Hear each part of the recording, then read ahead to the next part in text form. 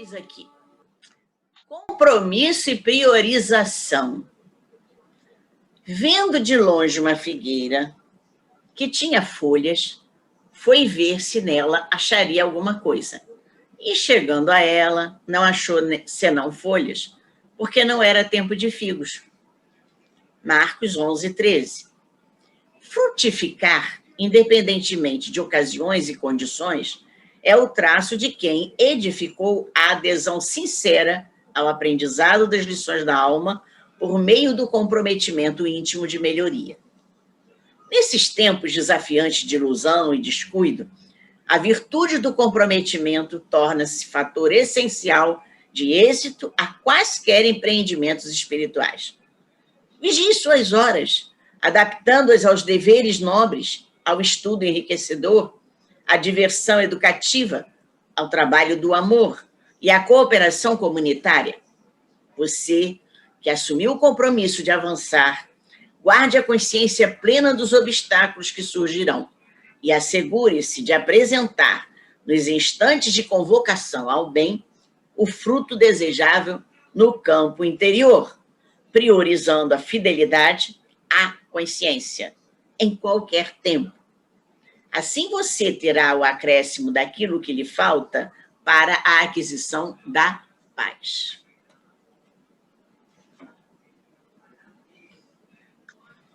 Muito bem. Vamos lá. Mais uma vez, agradecemos por essa oportunidade.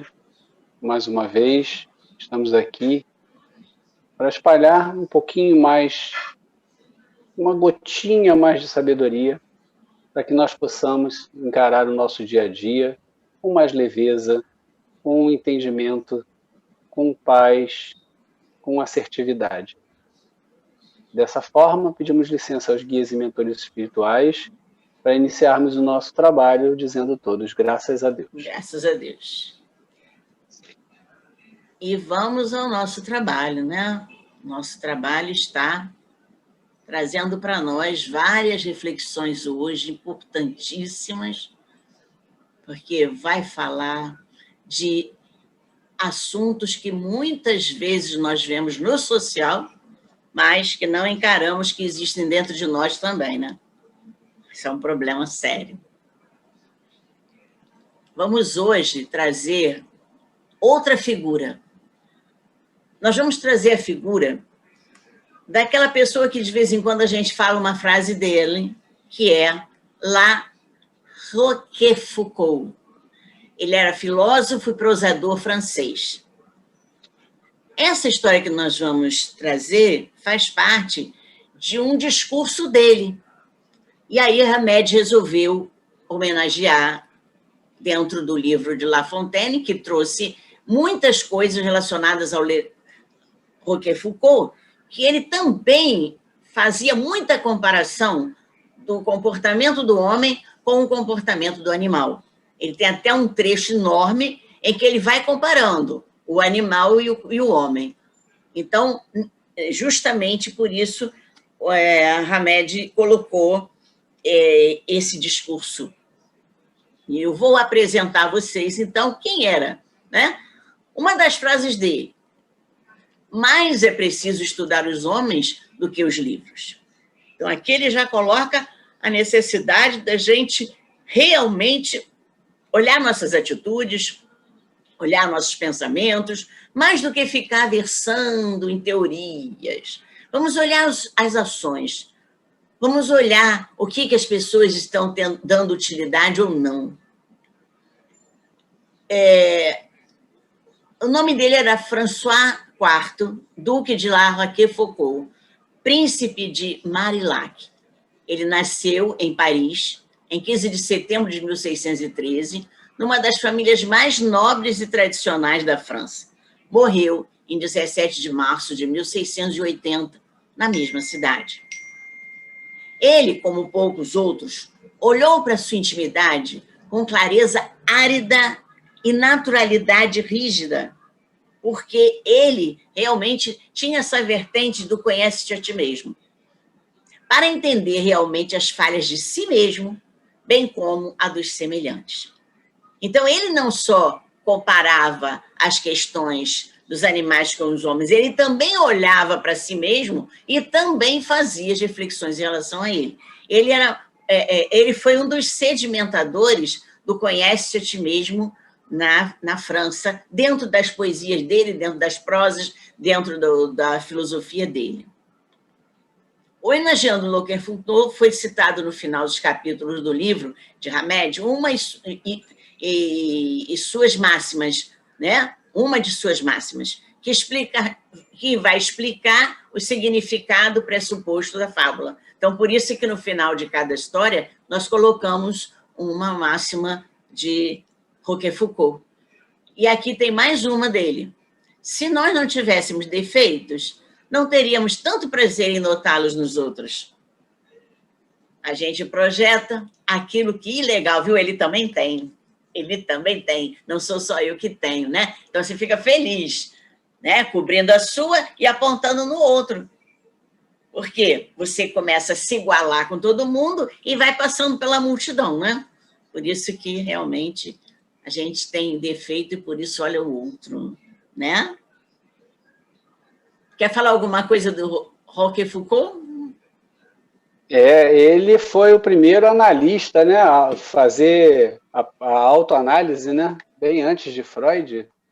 Ele já começou a se perceber, a perceber as próprias atitudes diante das pessoas e fundamentar essas atitudes. E o legal é que ele personifica, né, os animais, dando para a gente essa alegoria, né, que a gente precisa tanto para aliviar essa sensação de que os defeitos são mais importantes do que as virtudes, né? Porque a gente tem, quando ele fala ali, né, se nós não tivéssemos defeitos, não teríamos tanto prazer em notá-los nos outros. O prazer de notar o defeito dos outros é o prazer da gente não carregar o peso do defeito somente em si. Exatamente. Então você faz parte do meu clube, né? Que bom que você faz parte do meu Exatamente. Clube, né? Mas a gente tem que tomar cuidado porque a nossa cultura valoriza muito mais os defeitos, né? A gente vê com mais facilidade os defeitos do que as virtudes, enquanto que na doutrina espírita a gente reaprende a olhar as virtudes, né, de uma forma mais conscienciosa e os defeitos de uma forma mais caridosa. Exatamente. Então, o nosso tema hoje será Os Coelhos. É uma fábula que foi dita no discurso de Duduc La Roquefoucauld, e aí Hamed trouxe essa fábula para trazer em alegoria aquilo que ele queria dizer para nós refletirmos. Eu vou ler, então, a parte do discurso dele. Observando as ações dos homens, cada dia mais me convenço de que elas se assemelham às dos animais. E para comprovar minha teoria, exemplifico com uma história que aconteceu comigo. Tendo saído para uma caçada, de tocaia no galho de uma árvore, vi um coelho distanciado dos outros. Atirei nele e matei-o. O estampido fez com que todos os coelhos que estavam por perto fugissem rapidamente e procurassem segurança em cavidades subterrâneas.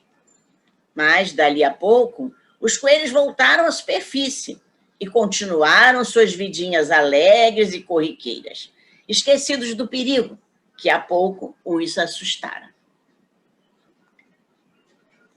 A partir desse momento, ele começa a falar dos homens. Olha só, os coelhos fugiram, tinha uma barulhada em volta deles, eles estavam sendo ameaçados e ponto, escondeu, parou o barulho, eles voltaram para fora de novo. E não estavam nem se esquivando de nada, voltaram passeando pela floresta normalmente. O que o Roquefoucauld quer trazer para a gente? Não agem assim os homens? Ao deparar com uma tempestade, simbolizada, claro, né, uma tempestade na vida, procuram proteção, procuram porto seguro. Então, há uma defesa do ego quando você está diante de um cataclisma na sua vida. Colocando, então, sua vida em segurança, como os coelhos ficaram lá na toca. Tá bom, está todo mundo aqui em segurança. Eu estou com meu eu em segurança, meu ego está me protegendo. Então, eu estou fazendo de conta que não estou vendo, eu estou fazendo de conta que eu sou igual a todo mundo, e pronto, estou aqui usando uma máscara porque eu não quero lidar com a tempestade.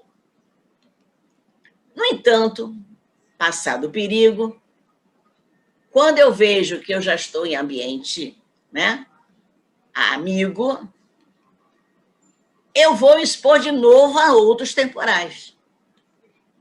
Muitas vezes, mais violentos. O que ele quer dizer com isso?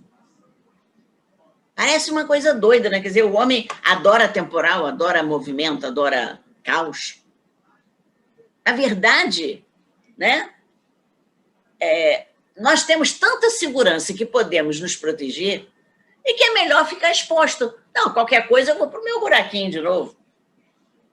Mas fica em estado de alerta. De qualquer maneira, nós ficamos com uma tensão. Não é igual o coelho, que o coelho é instinto. O homem, não.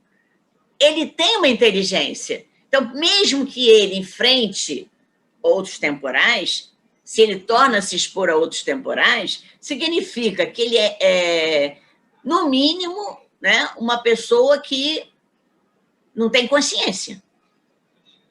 Porque se ele tinha um perigo, se ele tinha uma vida, se ele tinha um obstáculo, se ele tinha uma tsunami na vida, e ele se escondeu para não conviver com isso, o que ele fez depois que passou?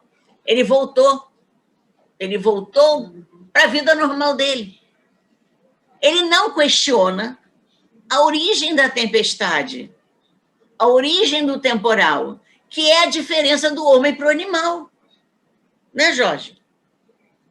O animal, ele não tem como pensar o que aconteceu, o que não aconteceu.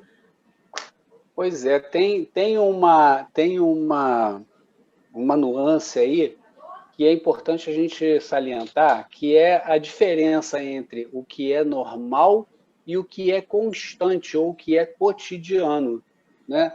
A gente, o nosso instinto animal, o nosso lado animal, faz com que a gente torne normal aquilo que é cotidiano, aquilo que é constante, aquilo que se repete sempre.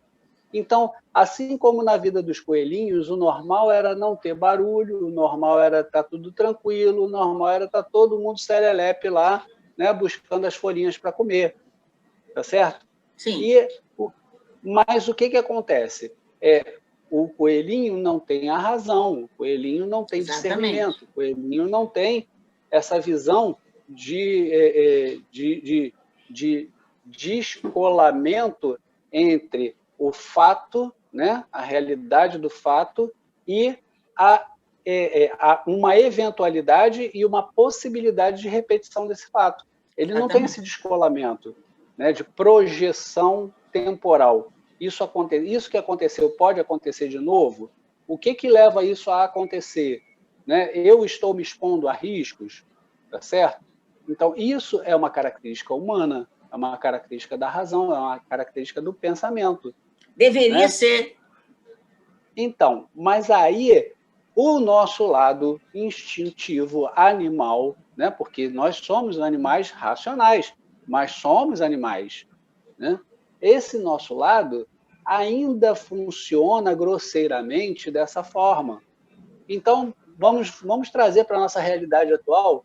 Veio uma pandemia, todo mundo se escondeu, igualzinho os coelhinhos. Uhum. Todo mundo foi para a toca. Não é isso? Aí chegou um momento que está tudo bem, está tudo bom, está tudo maravilhoso, vamos botar o nariz para fora. Mas como é que eu vou colocar o nariz para fora? Como é que eu vou me expor? né? Eu sei que eu tenho determinadas regras para seguir, eu sei que isso é perigoso, eu sei que pode voltar, eu sei que não sei o quê, mas o que a gente vê cotidianamente? A gente vê cotidianamente as pessoas se expondo ao modo da normalidade anterior, Exatamente. né? Então, Como elas se aquilo não. que aconteceu fosse um passado, acabou, não vai mais atingir, não vai mais acontecer. Né? Então, essa distinção entre o que é normalidade e o que tem continuidade, né? Só quem já tem esse olhar descolado do imediatismo, Isso, é isso aí. não É é? isso que ele Quem quer tem esse chamar a olhar, atenção. né? Então, enquanto a gente está só vivenciando o imediatismo, tá chovendo, eu vou me esconder debaixo da marquise. Parou de chover, tudo bem, eu posso voltar de novo para o meu caminho, né? Isso é uma coisa que vamos dizer assim, a gente pensa isso como se fosse normal, né? É normal por quê? Porque a gente aprendeu a repetir, repetir, repetir. Como é que a gente tem que voltar sempre para o mesmo lugar? Então Né? é isso. Sempre para o mesmo passo, sempre para o mesmo ponto, sempre para aquela zona de conforto onde eu acho que a segurança é ali naquele lugar. De Ele repente, a gente vai. está sentado em cima de um vulcão e não sabe. Exatamente. E nós vamos ver justamente isso, né? A argumentação, ele traz um outro exemplo, afirmando aquela argumentação anterior de que o homem volta a se expor. Então, ele traz um caso que cães, quando passam por territórios estranhos aos costumeiros, provocam a ira dos animais locais, que atacam, espantando, achando que eles são invasores, pressentindo ameaça aos seus domínios. Aí também há semelhança entre os homens, porque nós não queremos também que ninguém invada nosso território. Não só a gente quer preservar o nosso território, como a gente, quando está diante de uma tempestade, a gente refugia, mas a gente sabe que aquele território é nosso, então a gente volta para o território. Não adianta, eu não posso espantar a tempestade, então eu fico quietinha aqui embaixo da árvore. Mas, quando acaba a tempestade, eu estou lá de novo no meu território. Os cães, eles são atacados, porque tem ali os animais que já colocaram aquele local dele para eles. E aí, quando entra alguém, pô, vai tomar meu local aqui? É o famoso instinto de preservação, né? Pois é. Tem que preservar o que Mas, é meu. exatamente. Então, tudo que entra de novidade, o animal, ele reage. Porque eles têm medo do outro animal comer a comida dele, pegar os filhotes dele, tomar conta da cama dele, do buraquinho que ele Líder, achou. né? Virar o líder da matilha lá, né? Exato. E o homem tem esse medo também. Ele tem medo de ser substituído. Num trabalho, por exemplo, quando ele percebe que tem alguém que quer o lugar dele, ele fica desesperado. Eu diria, Regina, complementando isso que você está falando, que o ser humano tem medo de perder a utilidade. Nós temos medo de perder a utilidade. Se alguém chega e é mais simpático, e é mais social, é mais competente, é mais alguma coisa e chama mais atenção, não é isso? Olha aí, olha o medo de perder o meu lugar naquele ambiente. Mas eu acho que isso vai além da utilidade, porque o ser humano se sente seguro com essa vida trivial dele. Quanto menos inovação, melhor. Sabe aquela história? Eu fico com o marido, mesmo que ele seja uma peste, mas eu já conheço ele. É ruim com ele, pior sem ele, Pior né? sem Vovó ele. falava isso, né? Vovó falava isso. Então, tem não uma é tão lógica distante. do ser humano que diz assim, eu já estou bem aqui, para que eu quero sair daqui? Por que eu vou Sempre sair foi daqui? assim, Hã? lembra? Tem uma lógica assim, sempre foi assim, Sempre né? foi Para que assim. tentar mudar, né? Sempre foi assim. Exatamente. Então, essa vida trivial da gente, que a gente estava levando, antes da pandemia, a gente estava levando muitas vidas muito corriqueiras, aí veio a pandemia e acordou muita gente. Levantou. E a ameaça. Todo mundo fez assim, fugiu. Em primeiro instante, fugir.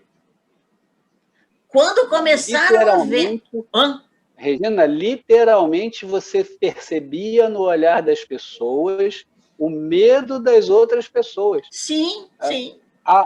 O fato esse instinto animal ainda é muito forte. Sim. O La Rochefoucauld ele é muito sagaz nesse aspecto, porque esse instinto animal nosso é muito forte.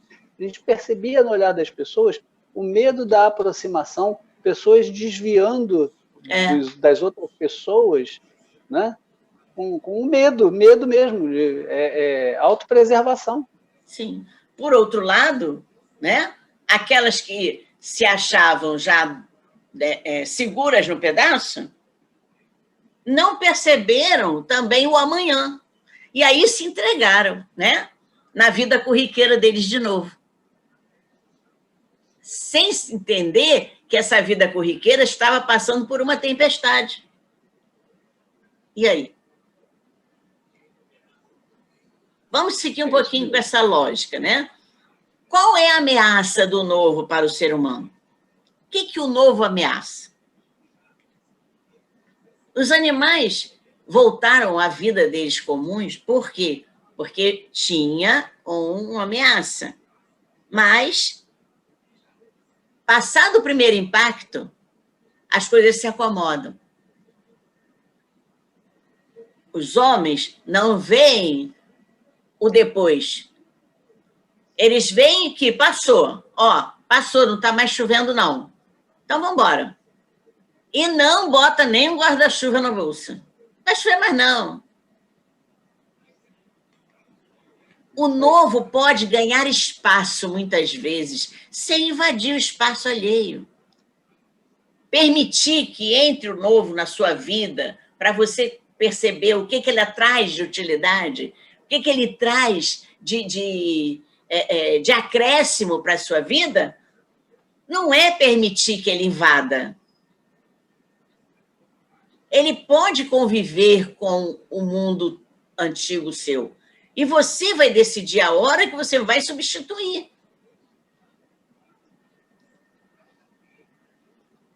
Mas há muitas pessoas trancadas nessa acomodação.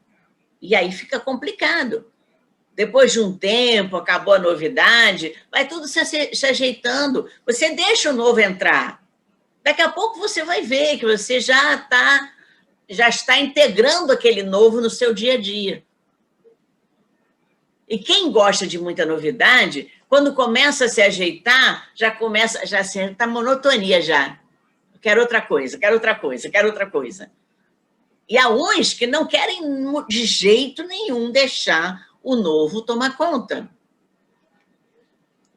Aparecendo outra inovação, novamente a história vai se repetir. Primeiro, rejeitar.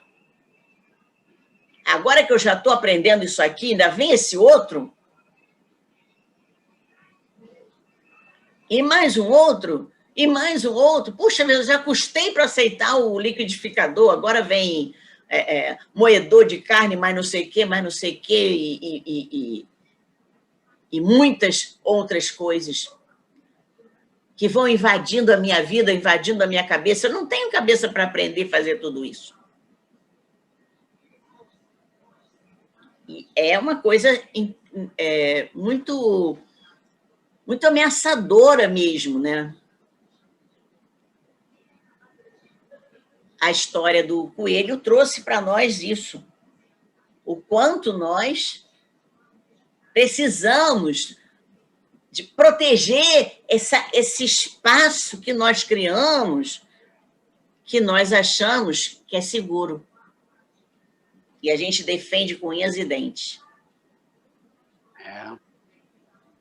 Regina, isso aí, olha, você leu hoje aí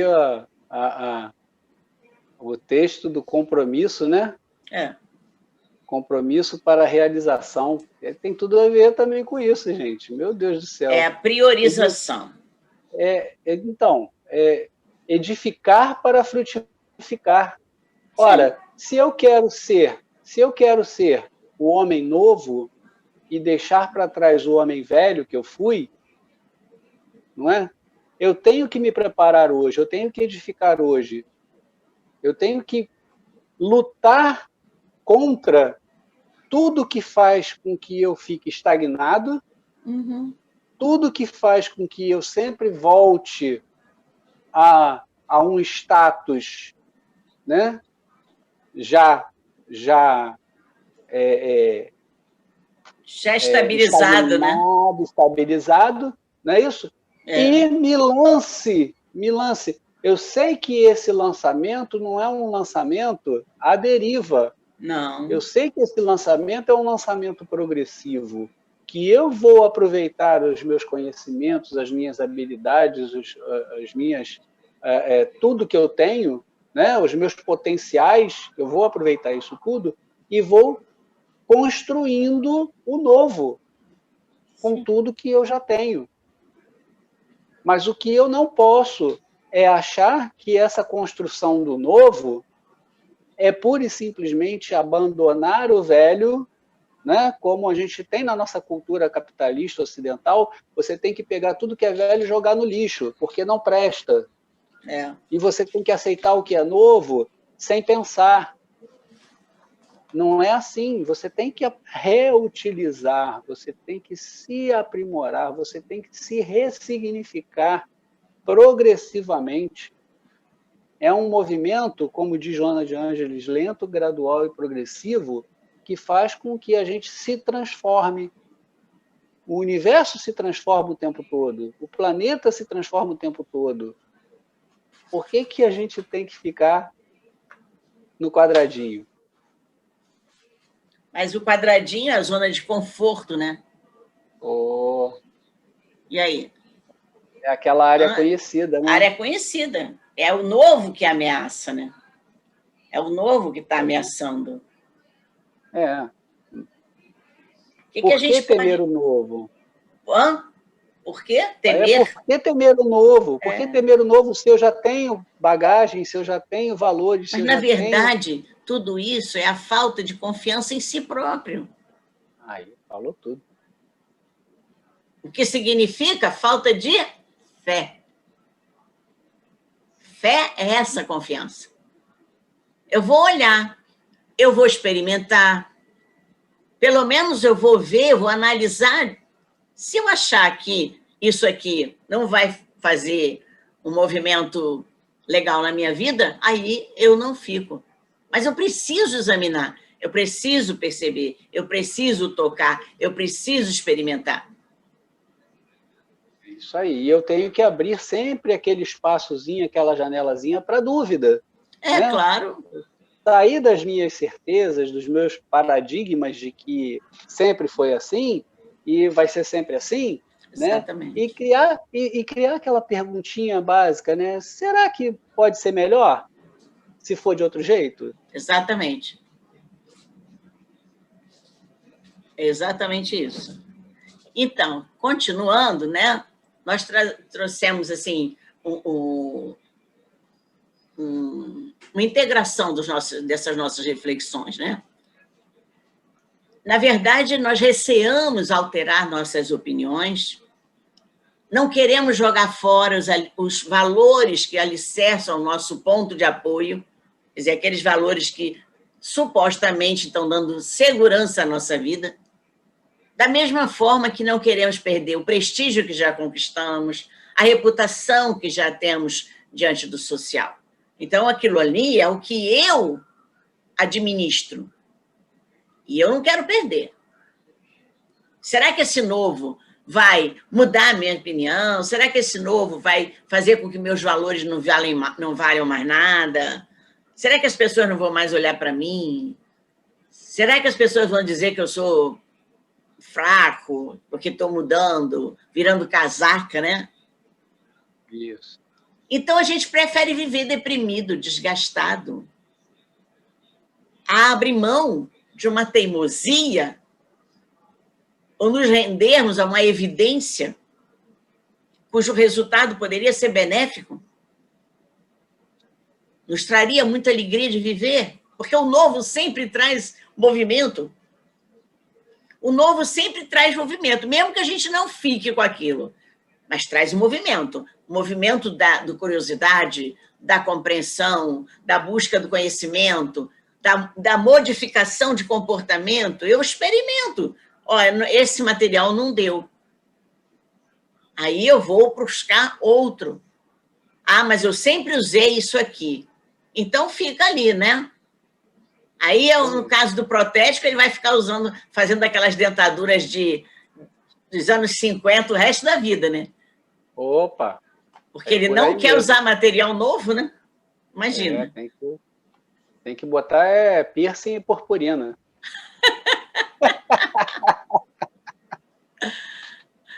Então, nós ficamos escamoteando nossa energia prazerosa em nome do condicionamento social. A gente não quer viver esse prazer, essa alegria. E aí a gente dá uma falsa impressão que somos pessoas ajustadas, que somos pessoas boas, nobres, bom senso, é uma pessoa perfeita, é calma, é ajustada, ela não precisa de nada na vida dela para se movimentar. Mas lá dentro, aquela pessoa que se mostra tão sensata, tão calma, ela está infeliz. Porque a vida dela está um marasmo. Diria um tédio. Um tédio, monotonia. Mas ainda assim está convicta de que está feliz porque tem ali tudo que sempre sonhou. Eu tenho aqui tudo que eu sempre sonhei. Eu tenho meu bom emprego, eu tenho minha casa, eu tenho meu carro, eu tenho meu... Não, e ainda mais, né? Minha parteira, ainda mais. Eu lutei muito para conseguir chegar até aqui. Isso. E agora estão querendo tirar a minha posição? É porque justamente a fantasia é essa. A fantasia que se faz é essa. É o medo da perda das coisas. Não é... O que se trata não é de perda, é de ressignificação. Exatamente. Quando coloca a gente jogar fora os valores que alicerçam os pontos de apoio, sim, não vamos jogar nada fora, porque os valores eles já estão sedimentados na gente. Uhum. Nós vamos ressignificar esses valores, dando para eles potenciais muito mais abrangentes. Com certeza. Né? E criativos. A gente tem que ser criativo na vida. E é exatamente isso que, com essa ideia, né, com essa percepção, com essa consciência, que eu tenho que começar a enfrentar os momentos de hoje, para que eu possa continuar com a minha energia fluindo e não ficar retesando para levar a doença, e eu consiga trazer criação de dentro de mim, porque o potencial todos nós temos para criar, para mudar. Eu fiquei sentada na minha sala, percebi, caramba, nunca mais tinha olhado para a parede da minha sala. Estou vendo que tem um negócio ali que eu preciso consertar, não estou gostando mais daquele quadro. Então, até a observação do ambiente, você precisou parar para olhar. Porque você já há muito tempo não olhava. Isso aí. Lembrando aqui, abrindo um parênteses, lembrando aqui a lei do progresso, né? Ela faz exatamente isso. Você tem que desconstruir isso, né? Para você reconstruir. E exatamente. Isso não é um processo de abandono de nada. Não. Não. É interessante que hoje mesmo eu conversei com uma pessoa que eu estou atendendo, que ela estava muito triste porque o pai não mora no Rio, mas o pai nunca ligou para ela. Ela é uma filha fora do casamento dele, né?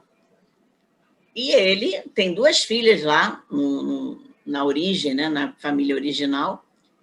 Então ele deixou, a mãe criou ela e ele nunca deu pelota. E ela sente essa falta, né? De não ter o pai. E ela vem construindo sempre essa ideia, esse ideal, né, do pai, dar atenção a ela, do pai falar com ela. Ela não queria nem que o pai desse nada para ela, mas que aceitasse, que ligasse, que conversasse. Então, essa imagem. E aí eu coloquei para ela o seguinte, olha, o seu pai, ele não é, na verdade, um afeto, de repente, para você. Ele só está, seu pai. Ele está. É uma função. Ele não está exercendo a função que ele disse lá em cima que ia assumir, mas é ele que vai dar conta disso, porque ele está aqui como um profissional, como pai, como irmão, como filho. É isso que nós estamos na cadeia da família. Nós não somos propriedade de ninguém da família. Não podemos dizer que a família tem que toda se identificar, não. Você está colocando uma questão, Regina, assim, de forma mais genérica, muito comum e muito cotidiana na vida de qualquer um de nós, né? Não, mas eu estava querendo trazer isso sensação... pela desconstrução. Ela tem que desconstruir esse ideal, essa fantasia, esse arquétipo que ela botou na cabeça dela, de o que seria pai para ela. Então, a gente tem dificuldade, a gente faz eu estou bem aqui, estou bem de vida, está tudo bem, está confortável, para que eu vou mudar? Pois é, o que eu estava querendo colocar é que, de certa forma, assim, mais genérica, nós temos uma sensação, nós sempre trazemos dentro de nós uma sensação de que nós não estamos naquele lugar que era o melhor lugar para a gente. Sim. Né? Que as coisas que acontecem na nossa vida são coisas aleatórias e que não eram para ter acontecido com a gente. Por que isso aconteceu comigo? Né? E tudo mais. Quando essa reconstrução parte justamente dessas afirmações iniciais. Né? Se a gente partisse de um questionamento mais construtivo um pouco, né? Um pouco mais aberto, que é tudo que a gente está falando aqui. Eu não teria que me questionar do que a vida está colocando para mim. Né? Se eu estou ou não estou no lugar certo. Né? A gente, partindo do pressuposto que eu estou nesse lugar, né? Mas que eu gostaria de estar naquele outro lugar, eu tenho que construir esse novo lugar para mim. Da mesma forma como eu tenho que me reconstruir o tempo todo. Então, por acaso, nessa situação, ela está fisicamente afastada do elo parental. Mas quantas e quantas vezes nós vemos os elos parentais próximos fisicamente, mas absurdamente afastados emocionalmente. Exatamente. Que ainda é pior, né? Que ainda é pior, né? Pois é, porque cria um vínculo, cria uma condição de necessidade, de dependência, não é? Uhum. Que é avassaladora. Então, essa afirmação inicial, né, é que a gente tem que estar sempre reconstruindo. Vamos partir do princípio que, como diz a nossa doutrina espírita, né, tudo está no seu lugar, no seu devido lugar. Graças a Deus, graças a Deus. Ele está no lugar que ele deveria, e graças a Deus, que ele deveria estar, e segue por aí. Se esse lugar que eu estou me incomoda, não é? Eu tenho que mudar esse lugar. É isso aí. Né? Eu não posso querer, como nessa história dos coelhinhos, voltar para um lugar que eu trago como ideal, talvez por já ter vivenciado, experienciado isso um dia, ou em outras vidas, ou em outro lugar, ou uma sensação, né, coletiva de arquétipo de que deveria ser uma família, mas eu tenho que projetar isso para um futuro. Sair, É isso aí. não voltar, não fazer como os coelhinhos, né? Eu tenho que voltar para aquele arquétipo que estava montado e que era aquilo que eu desejava. Não, eu tenho que produzir um novo arquétipo. Eu tenho que produzir uma nova experiência. Por quê? Nós fomos trazidos para cá com essa missão de produzir, de fazer. Mas é mais cômodo ficar no lugar comum, né? Mantendo a mente fechada, sem aprender coisas novas. E isso ainda é, como coloca muito bem La Rochefoucauld, isso ainda é esse resíduo instintual que a gente traz, animal, de querer persistir na preservação, né? Na preservação do que havia. E aí tem um pouco daquele egoísmo que a gente adquiriu para se proteger. Porque naquela época a gente precisava desse egoísmo para se proteger, né? Tudo funcionava na base do medo, né? Pois é. E o que o medo faz com a gente hoje? Mantém a gente lá, né? No instinto, na fase instintual, ele ajudava, porque preserva a vida, preserva a espécie, tá certo? Mas agora que a gente saiu dessa fase, ele está ajudando, nem sempre, né? Exatamente. Às vezes o medo atrapalha. Então, aí eu trouxe aqui 3 pensamentos sobre essa questão do novo, né? Que sempre nos assusta, mas é importante a inovação. É preciso a gente ousar para poder vencer, porque eu só posso vencer a muralha se eu ousar ver o que é que tem por trás, se tem alguma saída ali. Se eu ficar só aqui batendo na muralha, ela não vai sair. Eu tenho que ousar, ver se tem alguma coisa que eu possa trepar na muralha, se tem outra saída pelo lado. Se eu não ousar, eu não vou vencer. Convido a todos a assistir um dos nossos episódios anteriores que fala sobre ousadia de ser. Agite-se, né? Atreva-se. Ou atreva-se a ser, isso aí. O novo assusta, pois sempre estamos procurando estabilidade. É uma loucura, porque a Terra está em constante movimento. A vida também deveria estar, não é? Pois se a Terra está em movimento, nós estamos na Terra. Então, todo mundo está em movimento. A vida sempre vai mudar, te decepcionar, te surpreender, mas, acima de tudo, te ensinar. Então, a gente tem esse... Vai evoluir, vai progredir. Se a gente não fizer esse movimento, Exato, a gente sabe que vai ficar para trás. E você tem que ir sempre ressignificando a mudança, né? Para lhe encaixar no teu caminho. Que ela vai servir para todo mundo. Aquela mudança vai servir para todo mundo. E isso é recíproco, né? Exato. As coisas se encaixam no nosso caminho, a gente se encaixa no caminho das coisas. Exatamente. Não permita-se ao medo e não olhe para trás. O novo assusta, mas os desafios dão graça à vida. A adrenalina existe para ser usufruída. Então, vamos criar adrenalina, né?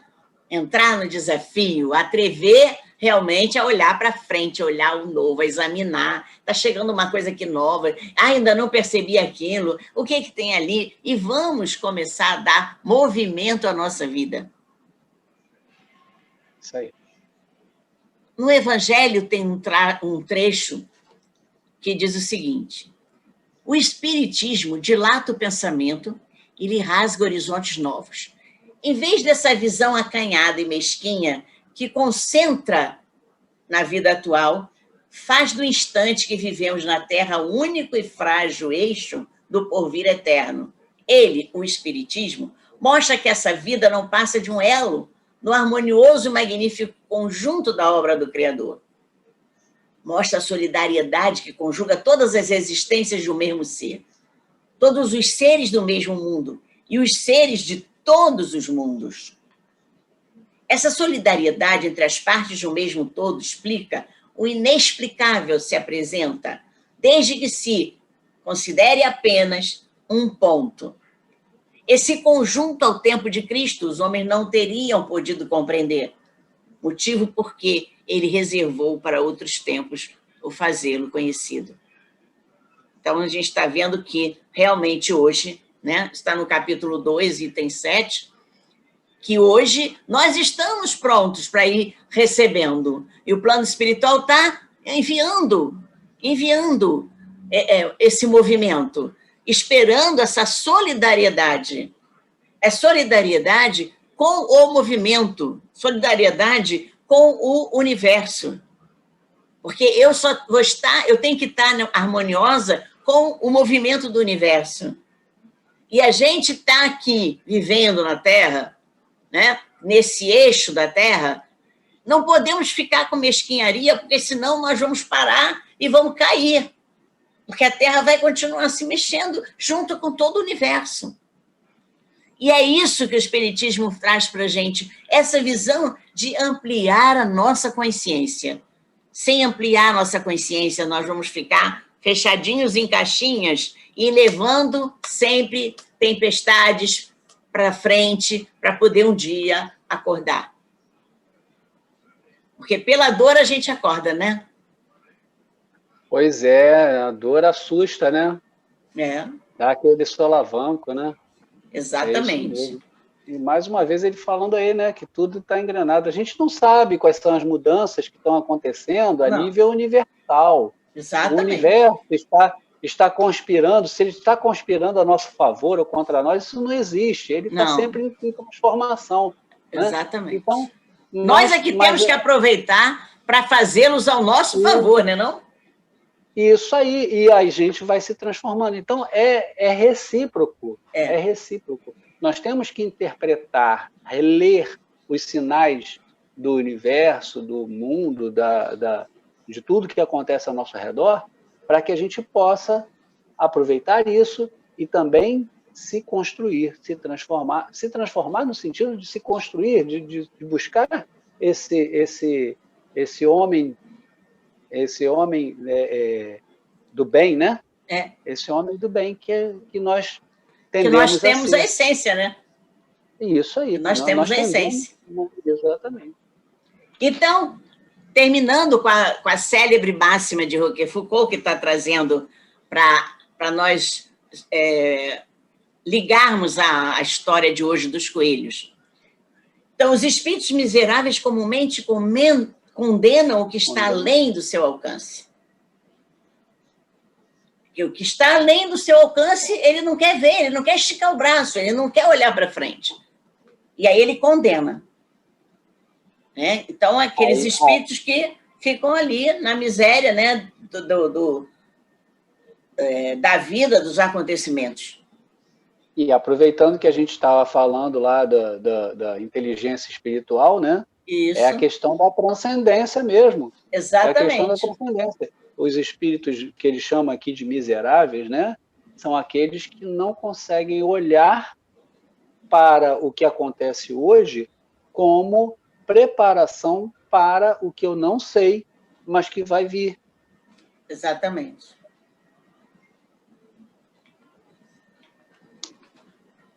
Então, nós estamos aqui com muita reflexão para pensar, com muita coisa na cabeça, porque ainda vem chumbo grosso aí pela vida, né? A gente está recebendo. Vamos receber com olhos, ouvidos atentos, vamos perceber sem julgar, sem rechaçar logo de imediato. Vamos analisar o que está chegando. Com olhos de ver, ouvidos de ouvir. Né? É isso aí.